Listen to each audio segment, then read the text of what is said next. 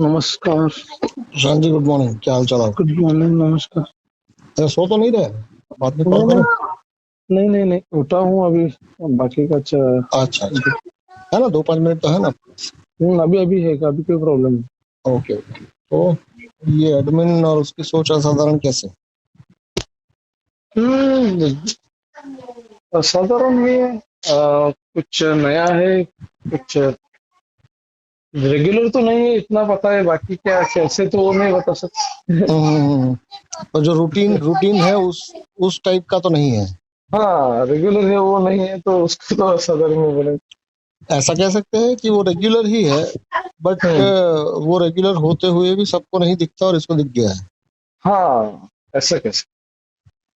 क्योंकि जब मैं चार चीजों को जोड़ने की बात करता हूँ तो दुनिया का कोई भी स्ट्रक्चर उसी चार चीज से बना है। जी जी, सही बात है। मतलब कि इसमें शायद दृष्टि थोड़ा गहरा हो सकता है कि भाई जो हम्म चीजें हो रही है अब तक हम्म इंसानियत में, जब भी कोई नया विचारक आता था तो वो विचारक क्या करता था कि भाई जो चीजें है उसको हम्म उसके खिलाफ जाके उसको तोड़ के नई चीजें बनाने की बात करता था। पर यहाँ पर ये रिनोवेशन की बात है, तोड़ने की बात ही नहीं है। हम्म, सही बात है। और बताइए बाकी कुछ। हाँ नहीं, यही आपसे ही कुछ सॉरी। आ, यही सहयोग का ही कल सोचा मैंने हम्म कि एक बंदे ने कुछ अमाउंट विमाउंट नहीं दिया था। हम्म। तो फिर बोला अभी इसको कैसे दे, अभी बर्डन तो आता है ना कि भाई पैसा अपना डूब रहा है तो। अच्छा, मतलब आपको कहीं आपका पैसा फंसा हुआ है ऐसा? हाँ हाँ हाँ, दो ढाई मतलब 2,500 का उसने मटेरियल देते है करके बोलते हैं ना लोग, लेके जाते हैं, फिर बाद में हम्म। फोन ही नहीं उठाते या कुछ नहीं, उल्टा पहले तो आप ये मान लीजिए कि ये सब चीजें आम है किसी भी हाँ। बिजनेस में, केवल आपके काम में नहीं, किसी भी काम के अंदर। हम्म जैसे होता है ना कि भाई पैसों का रूल कैसा है कि हम्म मान लीजिए आप सब्जी खरीदने गए तो हम्म या तो दुकान वाला सब्जी आपको पहले देगा और आप हम्म फिर जेब में से पैसा बाद में दोगे। भले वो हम्म इंस्टेंट ही हुआ, बट फिर भी हम्म ये दोनों में से पहली चीज कोई एक ही होगी। या तो हम्म गुड्स आपको वो दे देगा और अब वो रिस्क पे होगा कि आप उसको पैसा देंगे या नहीं देंगे, या हम्म, फिर आपने उसको पैसा दिया और अब आप रिस्क पे होंगे कि अब वो आपको गुड्स देगा या नहीं देगा। जैसे जी होता है जी। ना कि भाई मान लीजिए आप मैकडोनल्ड में गए तो वहां पर आपको खाना खाने के बाद बिल नहीं पे करना है, पहले बिल हाँ, पे पहले करना है और पहले। फिर खाना खाना है। जी जी जी। उसी हिसाब से आज मान लीजिए कि आप कहीं पर कोई लैपटॉप लेने जाए या कहीं पर हम्म कोई सामान लेने जाए तो हम्म उसमें रूल क्या है। जितना बड़ा कंपनी होता है या जितना बड़ा ऑर्गेनाइजेशन होता है वो हम्म पहले पेमेंट लेता है और बाद में सर्विस देता है। हम्म आमतौर पर मतलब कि जैसे जैसे किसी का बहुत लिमिटेड काम है वो इस तरह से सोच रहा है कि नहीं, पहले मुझे काम करना है। जैसे आपने किसी प्लम्बर को घर पे बुलाया जी और जी वो जी। प्लम्बर का 4 घंटे का काम था, हम्म, तो वो 4 घंटे का काम पहले करेगा और आपको पेमेंट बाद में देगा। सही बात। मतलब आप उसको पेमेंट बाद में दोगे क्योंकि पहले वो सर्विस आप लोगे और उसके बाद उसको पेमेंट दोगे। हम्म बट मान लीजिए कि कोई इंटीरियर डिजाइनर आपने एक कंपनी हायर किया, तो वो हम्म कंपनी क्या करेगी कि आप उसको पैसा पहले देंगे। भले उसके स्लॉट्स होंगे कि भाई फर्स्ट पेमेंट आपका इतना रहेगा, फिर हम ये काम शुरू करेंगे, फिर आपका सेकंड पेमेंट आएगा, फिर थर्ड पेमेंट आएगा। मतलब कि उसमें अगर डिस्प्यूट होता है तो हम्म रिकवरी के मोड पर आप ही होंगे, वो नहीं होंगे कभी। हम्म। अगर सोच के दृष्टिकोण से देखा जाए तो रिकवरी दुनिया का सबसे हार्ड सब्जेक्ट है। जैसे सुप्रीम कोर्ट के पास इतना ज्यादा पावर होने के बावजूद भी अगर मान लीजिए कि कोई फाइनेंशियल फ्रॉड होता है और उसमें तय भी हो जाता है कि भाई इस व्यक्ति ने यहाँ यहाँ इतना इतना फ्रॉड किया है, बट फिर भी, और वो मान लीजिए कि उसने एक्सेप्ट भी कर लिया, बट फिर भी रिकवरी टोटली अलग सब्जेक्ट है। चल ही रहे हो नीरव मोदी, विजय माल्या, ऐसे कुछ। नहीं, क्योंकि रिकवरी का मतलब ये हुआ कि जैसे मान लीजिए कि आपके वहां से मैंने 1 लाख रुपए का सामान लिया। अभी 1 लाख रुपए का सामान लेने के बाद मैंने उसका 50% पेमेंट आपको दिया और 50% बोला कि मैं घर जाके आपको कल तक मैं पेमेंट कर दूंगा। और मैं जेन्युइनली करना भी चाहता था, बट घर जाके मेरा जो 50,000 का अरेंजमेंट था उसमें कोई दिक्कत आ गई, हम्म।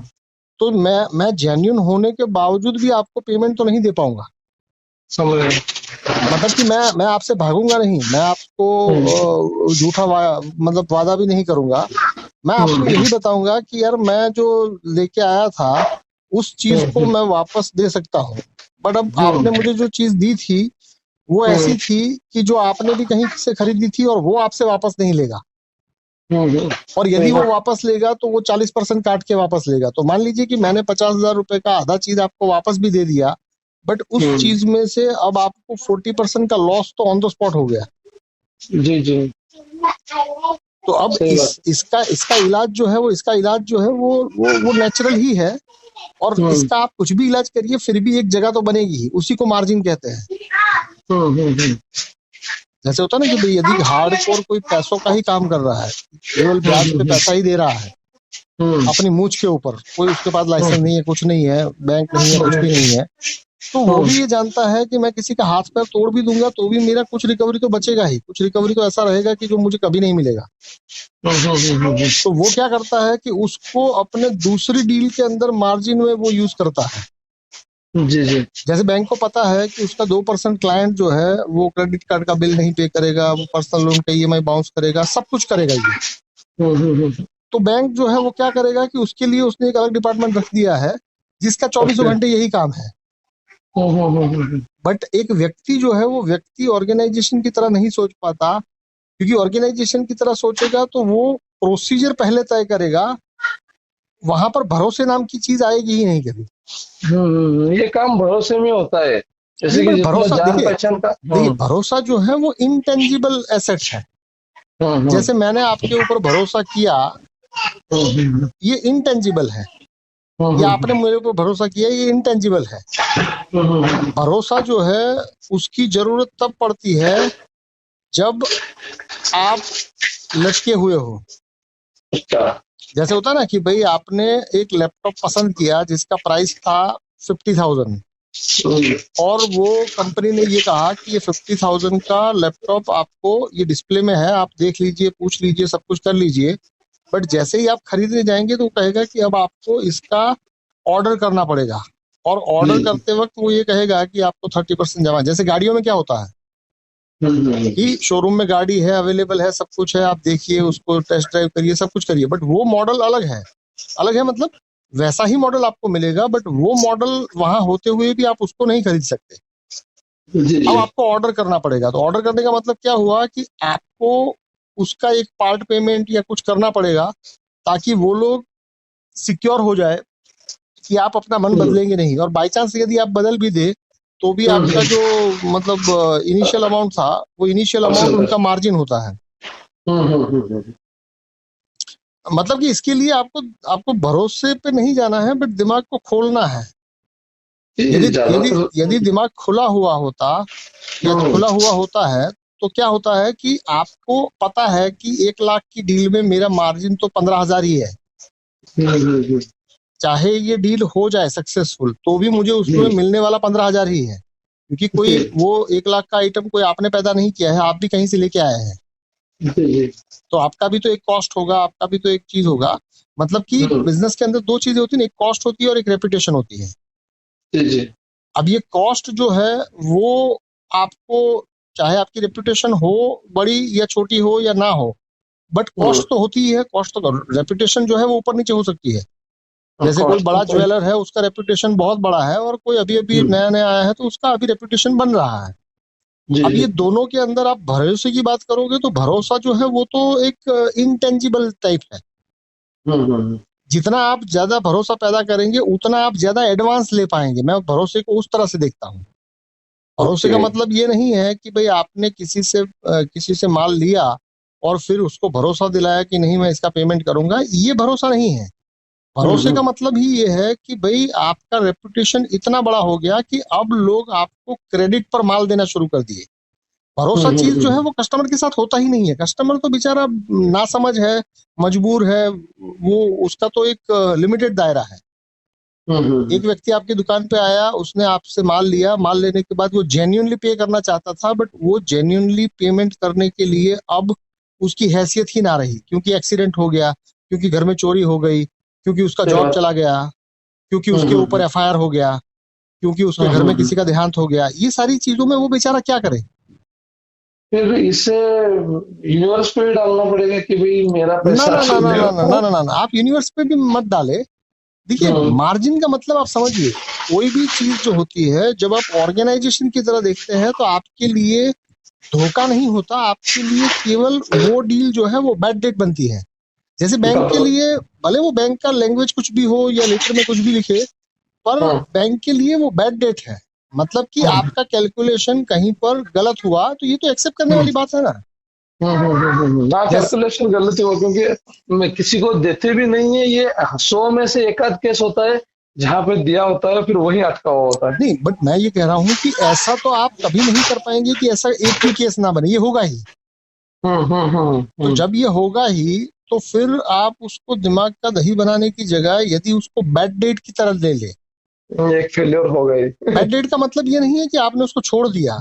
जैसे बैंक हम्म, का मान लीजिए कि आपने या मैंने या किसी ने उसका बिल नहीं पे किया, क्रेडिट कार्ड का बिल या पर्सनल लोन का ईएमआई, तो हम्म, बैंक अपना काम जारी रखता है और ये जो हम्म, केस है वो केस उस डिपार्टमेंट को दे देता है जिसका काम ही ये संभालना है। हम्म, अब मैं समझता हूँ कि व्यक्तिगत तौर पर इतना नहीं स्पेशलाइजेशन होता, तो नहीं हो हाँ। सकता, बट हम्म, व्यक्तिगत तौर पर इतना स्पेशलाइजेशन नहीं है, इसका ये खामियाजा तो माना जा सकता है ना। खामियाजा है ये तो अभी होने के बाद पता ही चलता है ये कि होने के बिना बाद तो एडवांस का, होने बिना होने के चीजों का सारी चीजें, हाँ, तब तक तो वो घटना घट गई होती। नहीं नहीं, होने के बाद आपको पता तो चला, ठीक है, हाँ। बट फिर भी आपको पता चलने के बाद भी ये चीज तो होगी ना। ऐसा तो है नहीं कि भाई अब आप फुल प्रूफ हो गए और कभी नहीं होगा। देखिए, थोड़ा बहुत रेपुटेशन प्रमाण कम होगा। रेपुटेशन और ट्रस्ट जो है ना, रेपुटेशन और भरोसा, ये दोनों हम्म, एक दूसरे के पूरक है।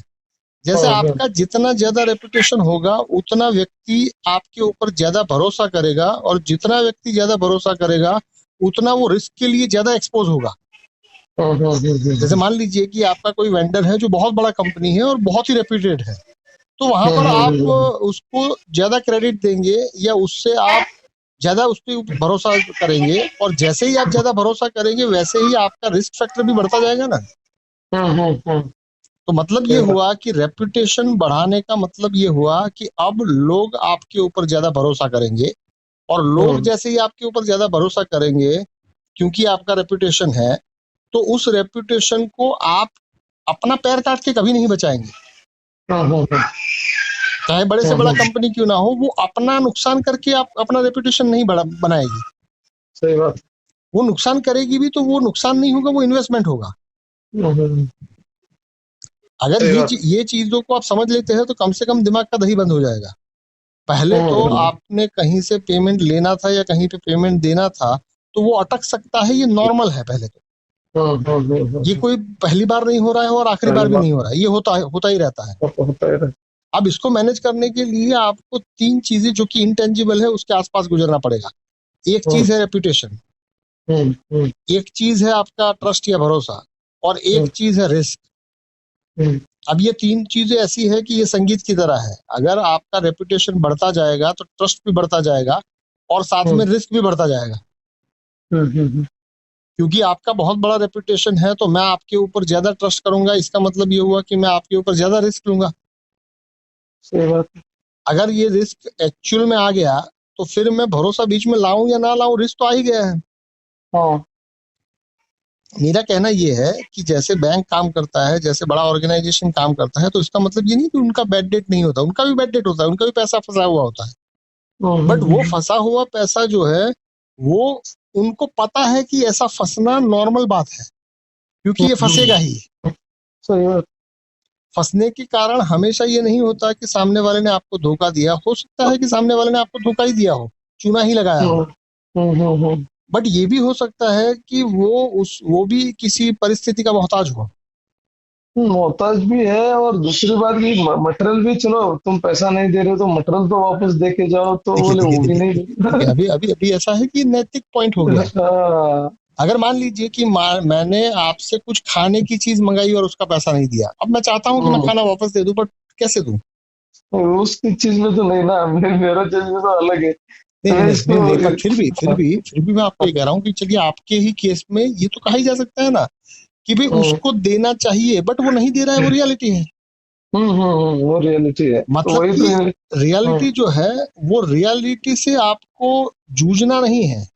हम्म अगर रियलिटी में कोई ऐसा लूप होल है जिसके ऊपर काम किया जा सकता है, इसी को तो दृष्टि कहते हैं। दृष्टि का मतलब ये हम्म हुआ कि आप जो चीज संभव ही नहीं है, जैसे मतलब अभी 8 बजे 9 बजा है और मैं ये कह दूं कि यार काश 8 बजे होते, तो ये waste of time, waste of energy, waste of मेरा पूरा एफर्ट का वेस्ट है ये।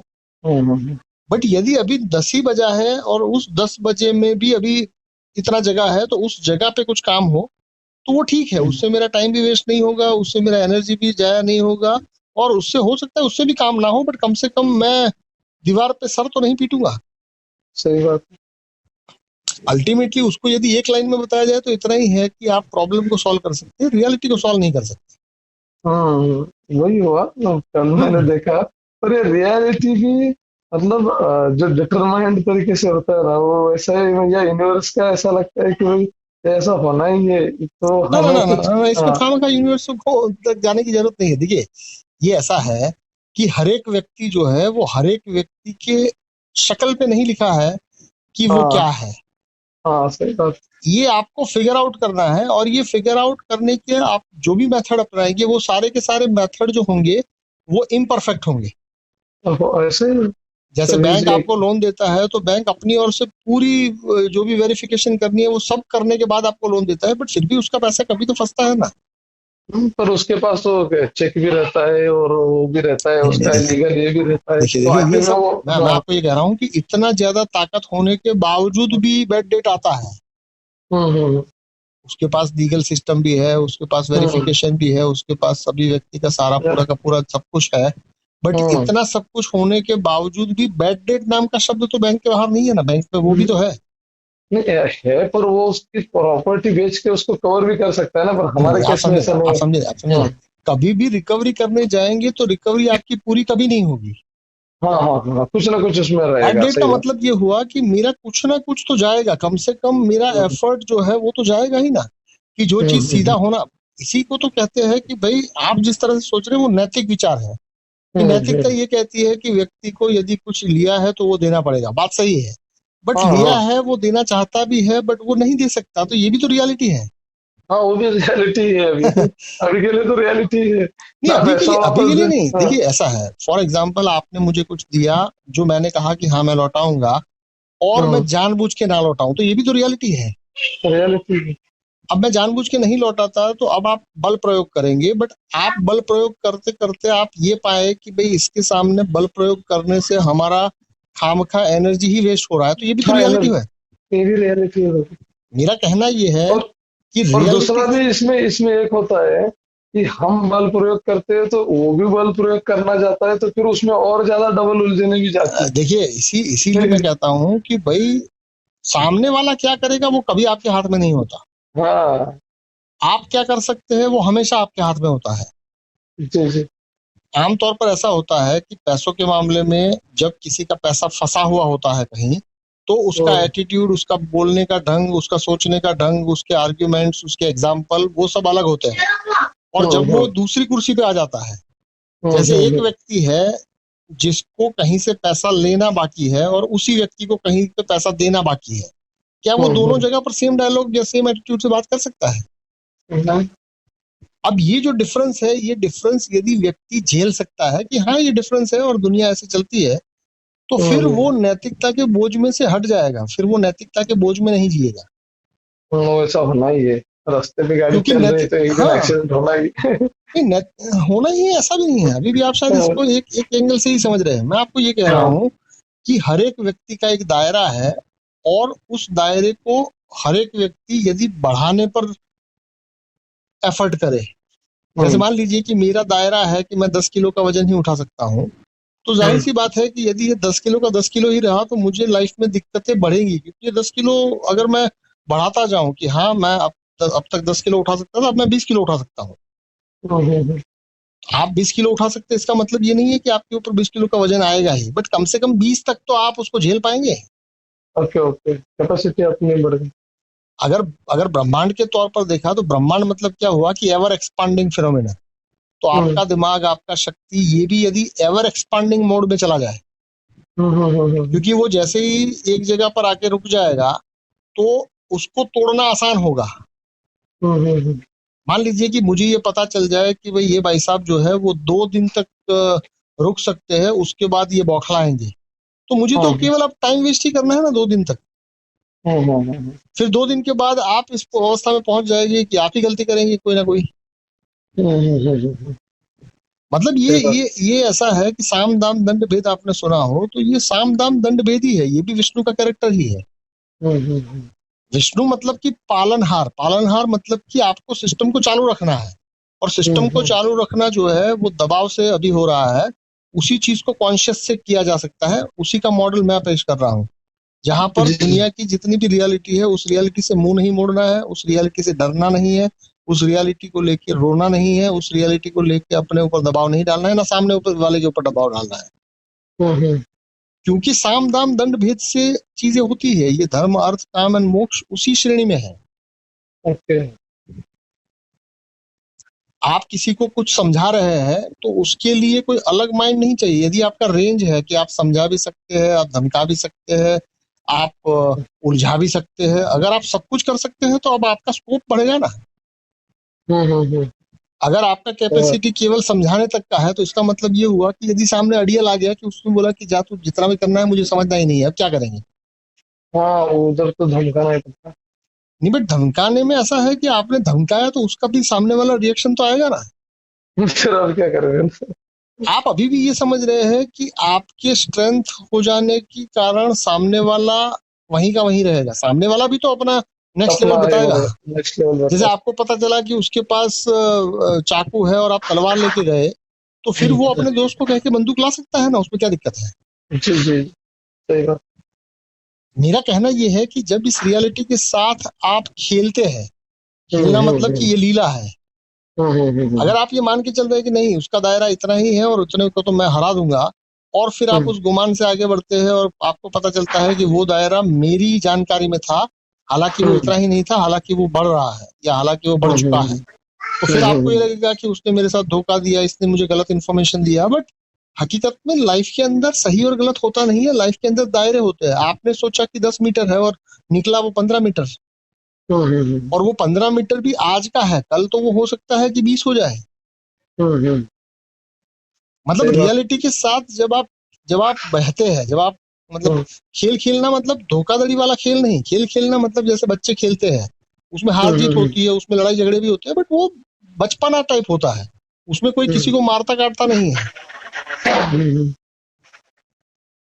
क्योंकि पैसा फंसना पहले तो आप मान के चलिए कि आम बात है, ये कोई बहुत उलझी हुई बात नहीं है। किसी भी बिजनेस के अंदर, किसी भी टाइप के लेन देन के अंदर कहीं ना कहीं या तो आपको प्रोडक्ट ठीक नहीं मिलेगा, प्रोडक्ट के साथ धोखा होगा, या तो आपको पेमेंट के साथ धोखा होगा, ये चीजें आम है।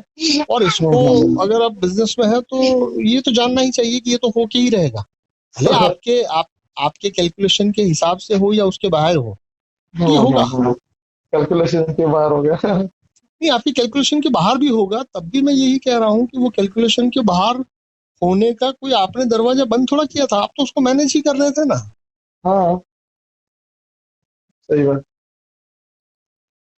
मेरा मतलब ये है कहने का कि कोई भी बिजनेस जो है वो एक मॉडल है। अगर वो मॉडल जितना विस्तृत होगा कि भाई क्या क्या हो सकता है, आप चाहे कितना भी कैलकुलेट कर ले, उसके बाहर भी तो चीजें हो सकती है।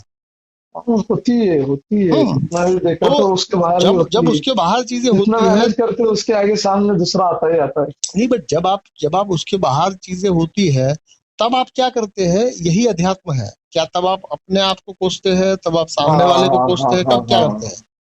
अच्छा, क्योंकि आपने सोच लिया कि इतना ही है और उसके बाहर चीजें गई, तो आपने पहले नैतिक दामन थामा कि साला ये तो गलत बोल रहा है। बट गलत बोलना नॉर्मल है, गलत बोलना कोई पहली बार थोड़ा हो रहा है। झूठ बोलना नॉर्मल है, अभी कोई ऐसा तो है नहीं कि झूठ कोई नहीं बोलता, सभी व्यक्ति बोलते हैं, आप भी बोलते होंगे, सभी व्यक्ति कहते हैं। तो झूठ बोलना ये कोई लड़ने वाली बात नहीं है, क्योंकि झूठ तो बोलना नॉर्मल है ना। वहां पर आप नैतिक एंगल लेंगे तो उस नैतिक एंगल से आप ज्यादा परेशान होंगे।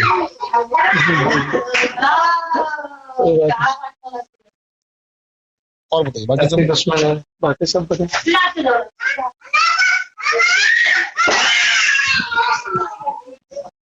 चलिए फिर तो करें कंटिन्यू, और कुछ है तो बताइए। ओके ओके, चले अभी चलिए क्या, नैतिक को उसको निकाल के परमानेंट में डाल देगा। देखिए देखिए, जब आप दूसरों का दोष निकालेंगे तो उसमें आपका एंगल जो होगा वो नैतिक होगा, और जब आप अपना दोष निकालेंगे तो उसमें आपका एंगल नैतिक तो होगा ही, बट नैतिकता खोखली है ऐसा आपको पता चलेगा, और आपको किसी से तो लड़ना पड़ेगा, तो फिर आप वो खुद को लड़ेंगे। जी जी। और मैं जो बात कर रहा हूँ उसमें ऐसा है कि ना सामने वाले से लड़ना है ना खुद से लड़ना है, और जब आप सामने वाले से और खुद से नहीं लड़ेंगे तो वो ऊर्जा जो है वो आपको रास्ता दिखाएगी, या वो ऊर्जा अपना काम करेगी। समझने में थोड़ा मुश्किल है, बट अभी जीवन में क्या हो रहा है कि व्यक्ति जो है वो या तो सामने वाले से लड़ रहा है या खुद से लड़ रहा है। सामने वाले से लड़ने में दो ही संभावना है, या तो वो जीतेगा या तो आप जीतेंगे। आप जीतेंगे तो आपको मजा आएगा, बट वो थोड़ी देर के लिए आएगा, क्योंकि और एक इंसिडेंट होगा जिसमें आप हारेंगे। समझ रहे आप? मतलब कि शक्ति का खेल है तो शक्ति को जाया ना करे, बस इतना ही है। बस ज्यादा उसमें ये करके करना नहीं, ज्यादा कम नहीं होता। शक्ति का मतलब यही है कि आपने जब नैतिक एंगल पकड़ा तो नैतिकता के रूप में आपको ऐसा लगेगा कि यदि उसके पास पैसा नहीं था तो साले को मना करना चाहिए था ना। अरे वो मना करना चाहिए था, ये आप अभी सोच रहे हैं। तो सामने वाला यदि आपको उल्टा ये कह दे कि भाई तुम्हें ये तय करना चाहिए था ना कि मैं सही बोल रहा हूँ या नहीं बोल रहा हूँ, मतलब ये आर्ग्यूमेंट से नहीं खत्म होगा, ये कॉन्शियस से ही खत्म होगा। इसको स्वीकार करना पड़ेगा, क्योंकि ये चीजें कभी भी ऐसा नहीं होगा कि ये मिट जाए, ये तो रहेगी। हो सकता है पैसों के मामले में ना रहे, बट किसी और मामले में चली जाए। ओके, जी चलिए नमस्कार।